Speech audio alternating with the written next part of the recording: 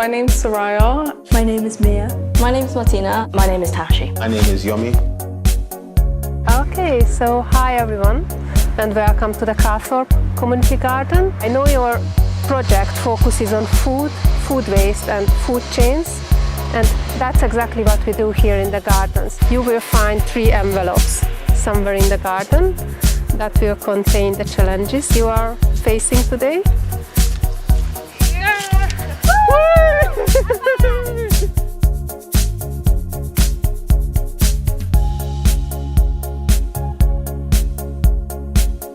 My project is to research 5 most wasted products in the UK and find out how we can use them or cook them and not waste them. Tashi and I, our project is to interview our friends about what they're doing to help the climate and decrease food waste. My challenge for this food waste project is to eat as locally as possible. I've always been interested in the environment, like watching documentaries like David Attenborough. My dad is from Bhutan.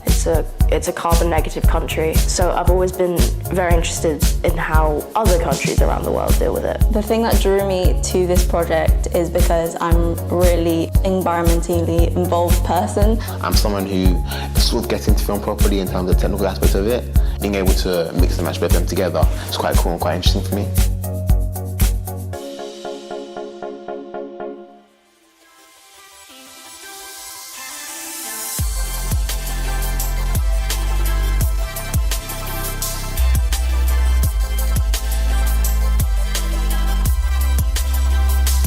The most exciting part of the challenge was probably going around to the shops and finding the ingredients we needed, finding the cool different ways that we could use the camera to show what we're doing.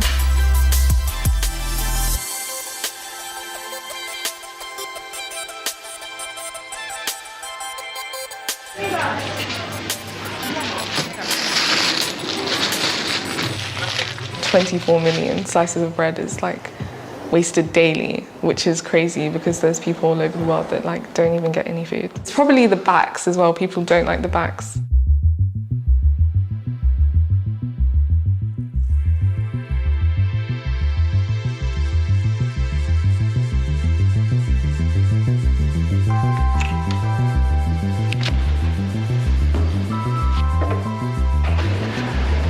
It's quite nice weather right now. Just on the shop again, figuring out what to eat and stuff like that. It's day 1 of the challenge, so I thought I'll go to the most local place to source food that I can think of. So I was headed over to my local Sainsbury's, and then I remembered there's actually a small market stall outside. Where would you say that the majority of the produce comes from? Most of the fruit's Spanish. Okay. The veg, most of it's English. You know, markets are known for their local and fresh produce, so it seemed like the perfect place to go. And he said that majority of the vegetables were from the UK. Cauliflower's French. Leeks, that cabbage, carrots, potatoes.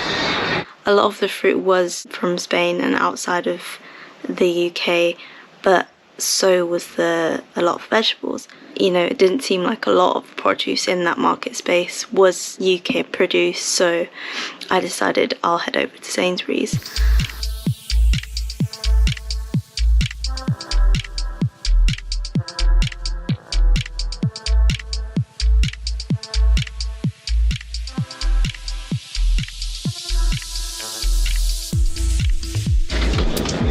So I would still say there's still a wide variety of things that are appropriate for UK stuff. Apples from Kent, weighted white oranges because they're all from outer UK. For example, these are from South Africa, Spain. A lot of produce from here is from Spain.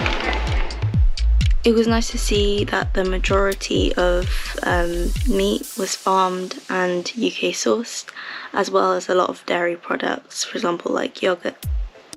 My project was to interview people and see what they knew about food waste and stuff, and also to educate them about food waste. I feel that my generation in particular is sort of very passionate when it comes to sort of social change and demonstrations and things. Maybe that's why the interviews are majority of my generation.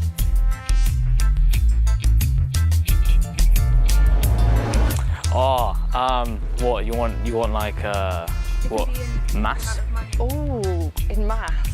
Oh God. I'd have to say over half a ton. I'm gonna say 10,000 tons. 7 million tons. About 6.7 million tonnes of food gets wasted annually in the UK, which adds up to about 10.2 billion or 250 to 400 quid per household. Wow. Yeah, right. I was pretty far off. Kind of went the wrong way.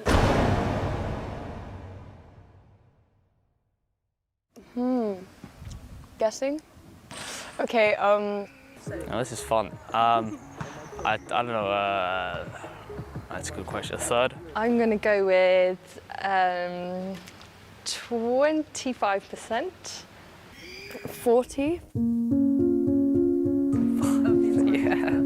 Oh, wow, yeah. Something else we found was that the water used to treat all this uneaten food is roughly 3 times the size of Lake Geneva. And that alone was like really shocking because that's massive. That's insane. That is so much. Lake Geneva. I haven't been to Lake Geneva. I haven't been. Is it the one? Is it in Canada? Is it the one? No, Geneva's the one in Geneva. Oh, in Geneva. Oh, in Geneva, Switzerland. Oh, my bad. My bad.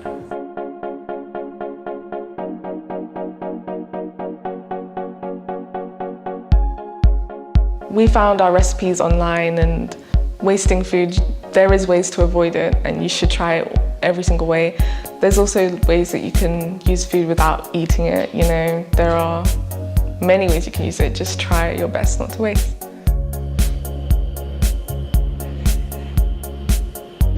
So the most wasted products in the UK, we chose potatoes and bread, and we're going to find out the many different ways to cook these products. So.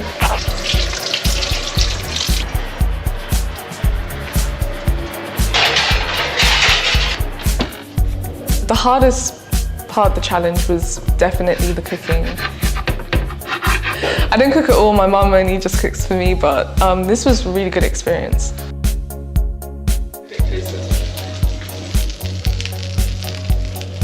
She was impressed actually, she just doesn't know that I can cook. She's like, you can cook like every day now.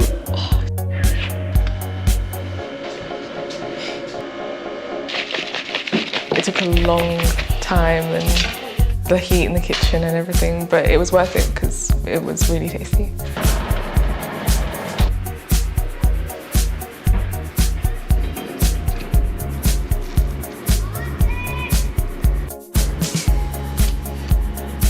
I definitely learned the different ways that you can use food. I didn't even know that you could really eat potato skin the way that we did. And, you know, the crust as well, that was like a really good technique. So, yeah, you should really use all of the food.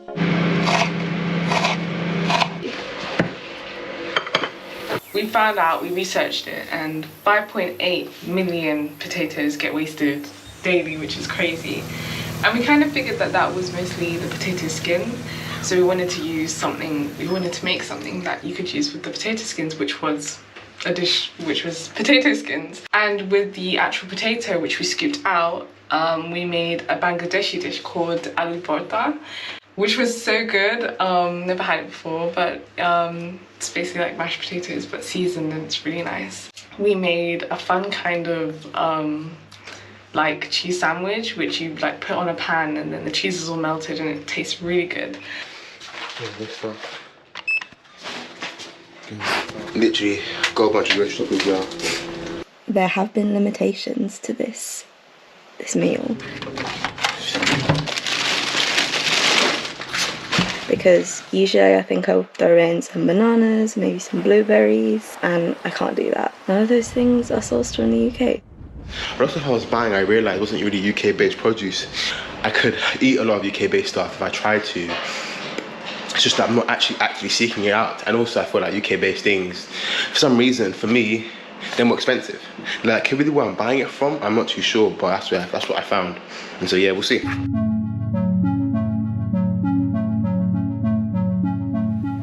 I had to turn down certain foods around me, having to think about suddenly the labels on things more, you know, where they come from.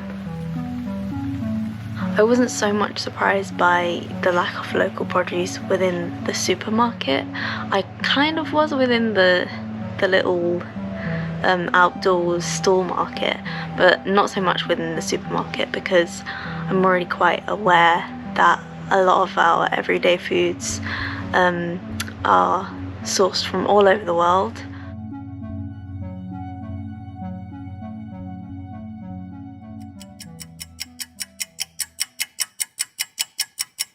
Ooh, how much? Are we talking percentages? Like, for wasted food, I'm gonna go for maybe 40%. Oh yeah, I'm gonna guess like 30 to 40. Yeah. 8? Yeah. Oh, okay. A bit lower than I thought. 8%. Oh, okay. All right. Fine. Wasted food accounts to something like 8% of all greenhouse gas emissions, which is, in the US, it was something over like 32 million cars, which made doing the project feel a lot more important, because we started to realise how food waste was genuinely really affecting the planet.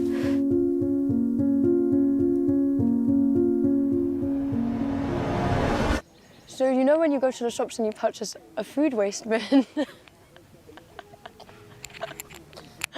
I try not to like throw food away. I like keep things for like leftovers, and I'm trying to get better at using things like, you know, like you'll like cut up a vegetable and you only use half of it, like trying to find ways to use the other half of it or something. But otherwise, I also have like a food bin, so I put stuff in the food bin and that goes to compost as well. So yeah, really try and reduce my food waste. Yeah. From my perspective, the amount of biomass that goes into farming meat is food waste. I'd consider that food waste, and I minimise on that food waste by being a vegetarian, because you know you could always pick little holes in each reason, like to do with the environment, to do with the economy of third world countries, and ethically.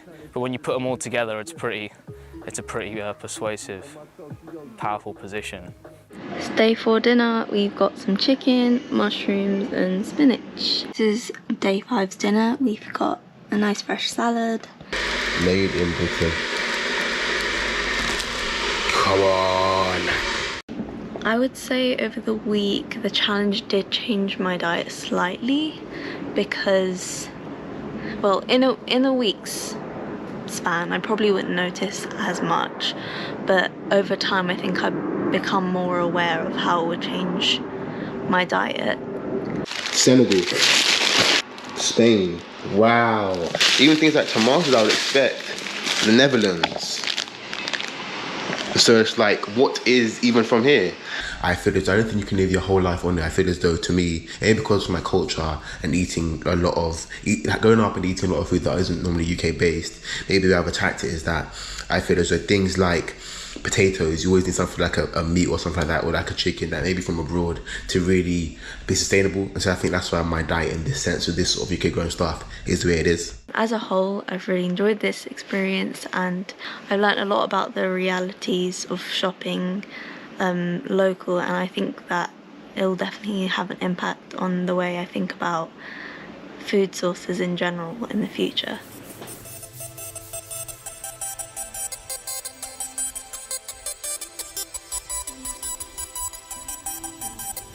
I think I learned about just like a lack of variety within like UK produce fruit. Going forward, it may not change my whole life, it's like maybe here and there. But I think for you guys it's harder to like try and stick to it. Like, I think we were a bit overconfident at the beginning, like, oh, we're gonna do this, and then when it came to it, we were like, spent 3 hours trying to skin a potato. Yeah, that was really hard. It was really hard.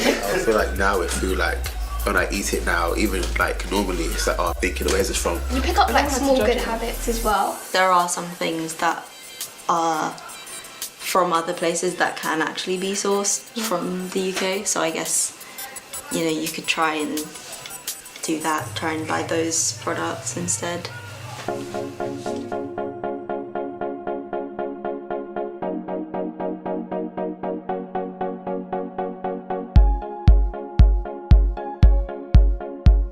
What I'm going to take away with the challenges is definitely the recipes that we made. They were really good, and overall this mentality of, you know, don't waste.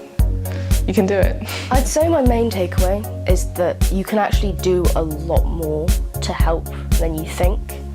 I feel like I entered this with not the idea that I was sort of powerless, but the idea that it was all sort of too bigger than I was, and I was too small to do anything.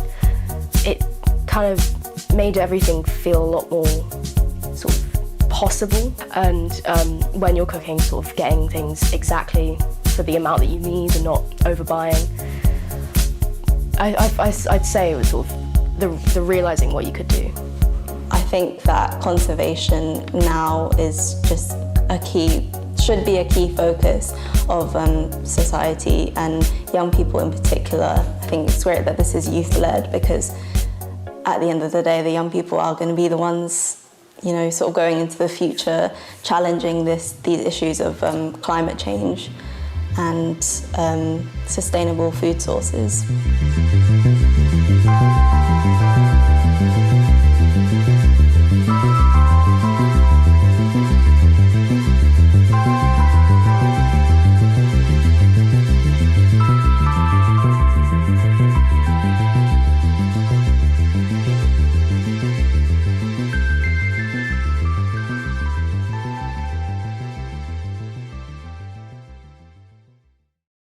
Benji. Hi.